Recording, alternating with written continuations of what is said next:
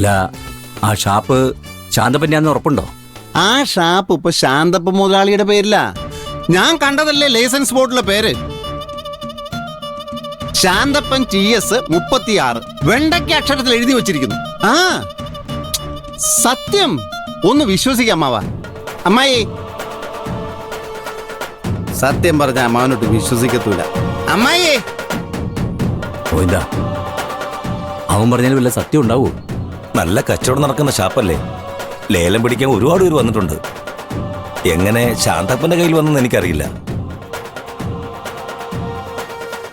കല്യാണത്തിന് മുമ്പ് ശാന്തപ്പനെ മുതലാളിയാക്കി ഓണ നടത്താൻ ബാബക്കുട്ടൻ ചെയ്തായിരിക്കും.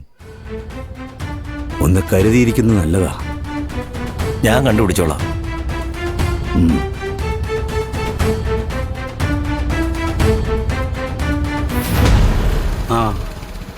ആ മതിയടാ, മതി മതി മതി, ഇവിടെ നിർത്തിക്കോ.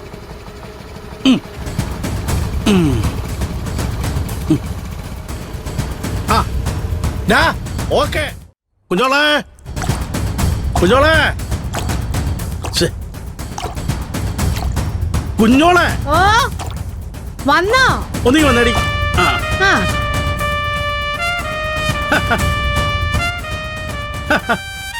ഷാപ്പിന്റെ ഉദ്ഘാടനമായി ആദ്യ ദിവസം തന്നെ പെട്ടിയിൽ വീണത് ലക്ഷങ്ങളായിരുന്നു. ആണോ? അപ്പൊ നിങ്ങൾ ശരിക്കും മുതലാളിയായല്ലേ? അയടി, ശാന്തപ്പൻ തോട്ടുവക്കം TS 36. മോളെ കല്യാണി, കല്യാണി, ആ ഇവിടെ നിനക്കുള്ള ഉടുപ്പാ. ആദ്യം നീ പിടി. എനിക്കോ? പിന്നെ നിനക്കല്ലാതെ പിന്നെ ആർക്ക്? തുറന്നു നോക്കണേ അങ്ങോട്ട്. ഇത് നിനക്കുള്ളത്. അച്ഛൻ നിനക്ക് വേണ്ടി ഒന്നും ചെയ്യാറില്ലെന്നാണല്ലോ ഇവിടെ ചിലർക്ക് പരാതി. തുറന്നു നോക്കിയോ? തുറന്നു. എന്റെ കുഞ്ഞോളെ, ഈ പെമ്പിളാരുടെ ഉടുപ്പിനൊക്കെ എന്തോ വിലയാന്നറിയാവോ? പിന്നെ ചുമ്മാതെ കിട്ടുവോ? 3600 രൂപയായി. പിന്നല്ലാതെ ഈ 3600 രൂപയ്ക്ക് കുറച്ച് മീനും ഇറച്ചിയെല്ലാം കൂടെ വാങ്ങിച്ച് ഷാപ്പിലിട്ടിരുന്നെങ്കിൽ എന്തോ ഒരു കാശ് കിട്ടിയേനെ. ഇത് കൊള്ളാലോ, ഇതിന് കുറെ കാശായി കാണുമല്ലോ. ഞാൻ വിലയൊന്നും നോക്കിയില്ലെന്നേ. ഞാൻ തുണിക്കടയിലോട്ട് ചെന്നപ്പോ അവർ ഓടി വന്ന് എന്നോട് ചോദിക്കാ ശാന്തപ്പ മുതലാളിക്ക് എന്തോ വേണോന്ന്. ഞാൻ പറഞ്ഞ എന്റെ ഭാര്യയ്ക്കും മക്കൾക്കും കുറച്ച് തുണി എടുക്കാനാ വന്നേന്ന് പറഞ്ഞു. അവരെന്നെ പിടിച്ച് അവിടെ ഇരുത്തിട്ട് എല്ലാരും കൂടെ ഒരു ഓട്ടവാ. ഓടിപ്പോയി കുറച്ച് തുണിയും പെറുക്കി കൂടി വന്നൊരു ബില്ലും കൈ തന്നു. ഞാൻ കുറച്ച് കാശം. എന്തിനാ നമ്മള് കണക്കൊക്കെ നോക്കുന്നത്? പിന്നെ അവക്കുള്ളത് ഇതിനകത്തുണ്ട്, നീ ഞാൻ കൊടുത്തേ. കൊടുക്കടി.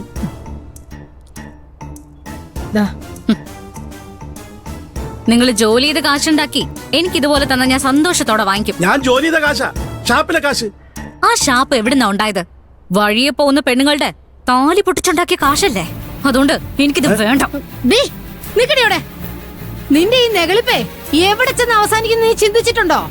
എടി, ഇനി നീ വീട്ടിൽ ഒരു കാര്യവും ചെയ്യണ്ട. ഇവളുടെ കല്യാണിയുടെ 2 വർഷത്തെ ഫീസ് ഒരുമിച്ച് ഞാനങ്ങ് അടച്ചു. അത് നീ ഇനി അടക്കണ്ട. പിന്നെ നിന്റെ 10 ലക്ഷം ഞാൻ എടുത്തോണ്ട് പോയി എന്ന് പറഞ്ഞ് നീ ഇവിടെ കിടന്ന് തുള്ളുന്നുണ്ടല്ലോ, ആ 10 ലക്ഷം ഞാനങ്ങ് തന്നേക്കാം. നിങ്ങൾ എനിക്ക് ഒന്നും തരണ്ട. നിങ്ങൾ കൊണ്ടുപോയതേ സത്യമുള്ള കാശ.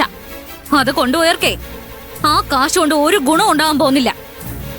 പിന്നെ ഇവളുടെ ഫീസ് അടച്ചെന്ന് വലിയ അഭിമാനത്തോടെ പറഞ്ഞില്ലേ, അത് ഔദാര്യമല്ല, കടമയാ, ഒരു അച്ഛന്റെ കടമ. വാടി.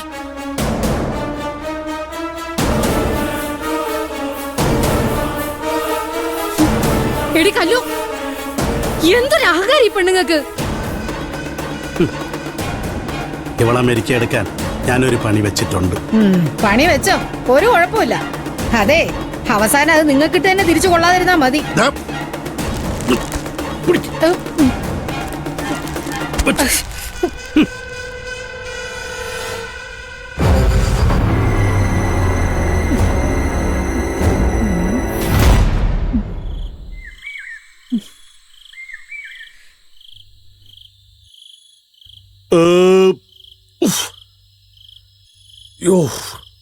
ഷാപ്പിലെ കറി ഒരു പ്രശ്നമാണല്ലോ. പുതിയതായി വന്ന പാചകക്കാരൻ എനിക്കിട്ട് പണിതാണോ അതോ നാട്ടുകാർക്കിട്ട് പണിതാണോ? കുഴപ്പമില്ല, കണ്ടുപിടിക്കാം. സമയമുണ്ടല്ലോ.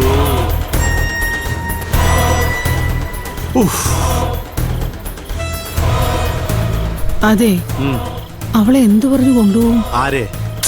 ചാരുനെ. ഒന്നും പറയണ്ട. പിന്നെ എന്തുദ്ദേശിച്ചിട്ട് അവളെ കൊണ്ട് ആയിരപ്പറയ്ക്ക് പോകാനിരിക്കുന്നേ? എടി, നമ്മൾ എന്ത് പറഞ്ഞാലും കാണിച്ചാലും അവള് നമ്മളോടൊപ്പം വരാൻ പോണില്ല. അതെ, അവള് വിശ്വസിക്കാവുന്ന രീതിയില് ഒരു നുണയും കണ്ടുപിടിക്കേ. നിങ്ങൾക്കത് ഏറ്റവും നിസ്സാരമായൊരു കാര്യമല്ലേ? ഞാനോ? എടി, എനിക്കങ്ങനെ നുണയെന്ന് പറഞ്ഞ് ശീലമില്ലെന്ന്. അയ്യോ, ശീലമില്ലാത്ത പാവം ശിശു. അങ്ങനെ പറഞ്ഞ് വിശ്വസിപ്പിച്ചോണ്ടാ ഞാൻ ഇന്നിവിടെ ഇരിക്കുന്നത്. നീ ഇവിടെ രാജകുമാരിയെ പോലെ കഴിയുന്നില്ലേ? രാജകുമാരി ഞാനൊന്നും പറയുന്നില്ല. അതെ, കരയോഗത്തില് കല്യാണത്തിന്റെ ഡേറ്റും പറഞ്ഞ് പെണ്ണിന്റെ അച്ഛനും അമ്മയും ഒപ്പിട്ട് കൊടുക്കണമെന്നങ്ങ് പറ. അങ്ങനെ പറഞ്ഞ അവള് വരും. അല്ല, അതൊക്കെ പറഞ്ഞ അവള് വിശ്വസിക്കൂടി.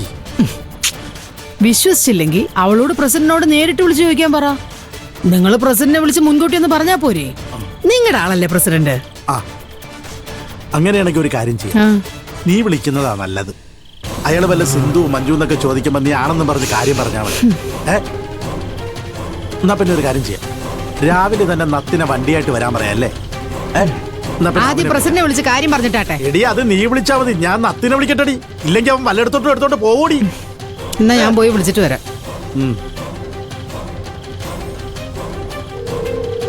കിടക്കായോ എന്തോ ഏതെങ്കിലും കടത്തിണ്ണയില്.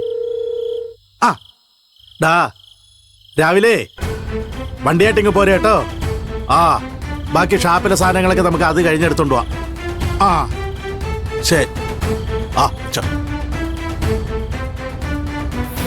മാഷ് വീട്ടിലുണ്ടാവും. ആ ഉണ്ടാവും കുറിപ്പേട്ടാ. ആ കോളിംഗ് ബെല്ല് നടിച്ചു നോക്ക്.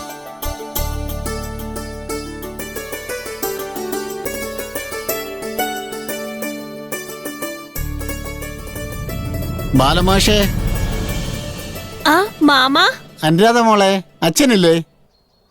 എന്റെ മാമ, ഞാൻ എത്ര പ്രാവശ്യം പറയാ എന്റെ പേര് അനുരാധ അല്ലെന്ന്? അനശ്വര, അനശ്വര ബാലൻ. മനസ്സിലായോ മാമനെ? അനശ്വര, അനശ്വര ബാലൻ. മാമൻ കേറിയിരിക്കെ, ഞാൻ പോയി അച്ഛനെ വിളിച്ചിട്ട് വരാം. അച്ഛാ. ആ, ഇരിക്കും മണിക്കരേ.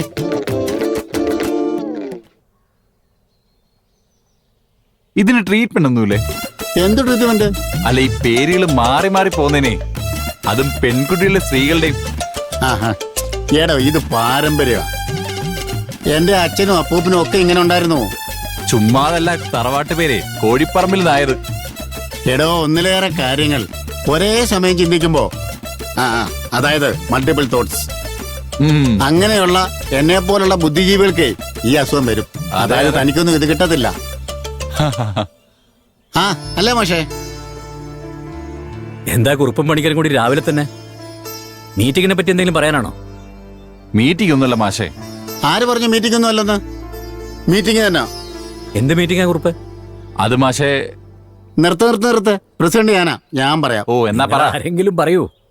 നമ്മുടെ ശാന്തപ്പ മുതലാളി ഇല്ലയോ? മുതലാളിയോ? അയാളെന്നാ മുതലാളിയായത്? ഇപ്പൊ അബ്കാരിയൊക്കെ ആണല്ലോ. ശാന്തപ്പന്റെ തലവരൊക്കെ മാറി വലിയ മുതലാളിയല്ലോ ഇപ്പം. നമ്മുടെ കരയോഗ ഓഡിറ്റോറിയം പുതുക്കി പണിയുന്നത് ശാന്തപ്പനെ ഏൽപ്പിച്ചിരിക്കുക. നാളെ പൊളിപ്പ് തുടങ്ങും. കുറുപ്പ, നിങ്ങളുടെ ഈ ശാന്തപ്പ പുരാണം നിർത്തി കാര്യത്തിലേക്ക് വാ. മാഷുമായിട്ടൊരു മീറ്റിങ്ങിന് ശാന്തപ്പ മുതലാളി അപ്പോയിന്റ്മെന്റ് തന്നിട്ടുണ്ട്. അപ്പോയിന്റ്മെന്റോ? അങ്ങേർക്ക് മാഷിനെ കണ്ട് മകളുടെ കല്യാണക്കാരൊന്ന് സംസാരിക്കാനുണ്ട്. അവനുമായിട്ട് കല്യാണക്കാരൊക്കെ സംസാരിച്ചു കഴിഞ്ഞാ ഇനി സംസാരിക്കാനൊന്നുമില്ല. എന്തായാലും ശാന്തപ്പൻ മാഷിനെ കാണാൻ വരുമെന്നാ പറഞ്ഞത്.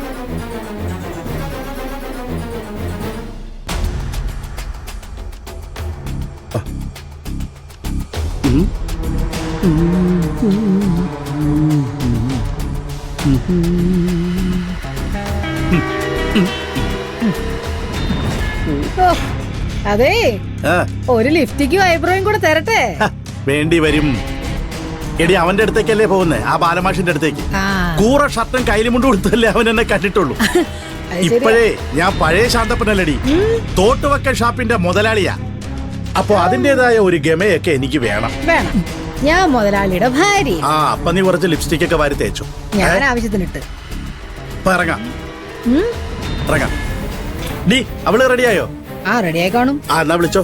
ആ, ഞാൻ ബാഗ് ഒന്ന് എടുക്കട്ടെ. ശരി.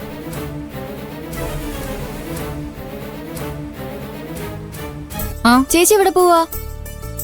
കല്യാണം വിളിക്കാൻ വല്ലതും പോവാണെ ഞാനും വരാം. എന്നെ ആ ട്യൂഷൻ സെന്ററിൽ ഒന്ന് ഇറക്കിയാൽ മതി. കല്യാണം ഒന്നും വിളിക്കാനല്ല മോളെ. കരയോഗ ഓഫീസിലെ തീയതിയും ദിവസം എഴുതി രജിസ്ട്രേഷൻ രസീത് വാങ്ങിക്കണമെന്ന്. എന്താണെന്നൊന്നും അറിയില്ല.